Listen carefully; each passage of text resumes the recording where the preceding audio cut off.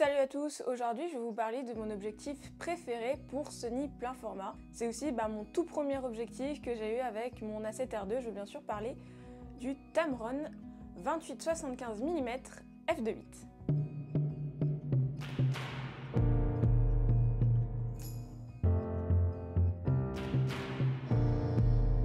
Alors comme l'indique son nom, ce petit objectif a une plage focale qui varie de 28 à 75 mm. Ça a fait un objectif hyper versatile et hyper polyvalent. Je l'ai utilisé pendant tout mon séjour à New York pour faire de la street photographie. Tu peux voir quelques images là que j'ai faites, mais si tu veux retrouver le reste de mes images, fonce sur mon compte Instagram. L'autre grande force de cet objectif, c'est son ouverture.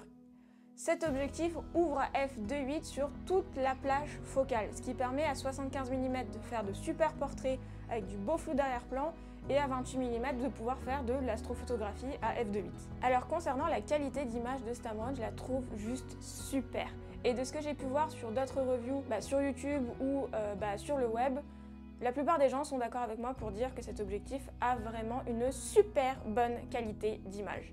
D'ailleurs, je t'ai mis des liens dans la description vers des sites et vers des chaînes YouTube où tu trouveras des reviews de ce Tamron. Tamron a frappé vraiment fort avec cet objectif et je pense qu'il cible plutôt les photographes que les vidéastes. Je vais t'expliquer juste après pourquoi. Et encore plus particulièrement une gamme de photographes qui n'a pas forcément les moyens financiers d'aller acheter des G-Master chez Sony. J'ai tendance à penser que cet objectif est fait plus pour les photographes que les vidéastes parce que comme tu peux le voir, quand je zoome, l'objectif s'ouvre et se ferme, ce qui est donc hyper chiant quand tu utilises un stabilisateur. L'autre particularité de ce Tamron, c'est qu'il n'est pas du tout stabilisé optiquement.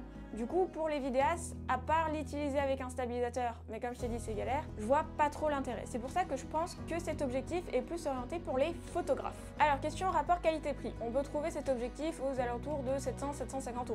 Si on prend ses concurrents directs qui sont le 24-70 f2.8 G-Master de chez Sony et le 24-70 f2.8 de chez Sigma, le Tamron est clairement moins cher.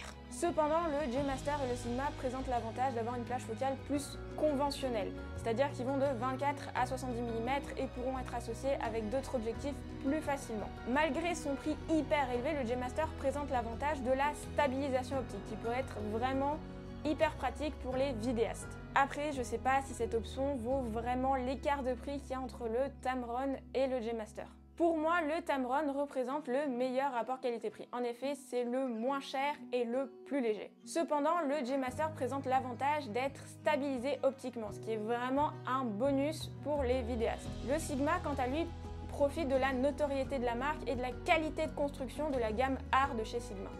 Après, c'est toujours à vous de faire votre choix. Voilà, c'est la fin de cette vidéo, donc lâche ton meilleur pouce bleu et si tu as des questions sur le Tamron ou si tu aimerais que je présente le reste de mon matériel, n'hésite pas, l'espace commentaire est là pour ça.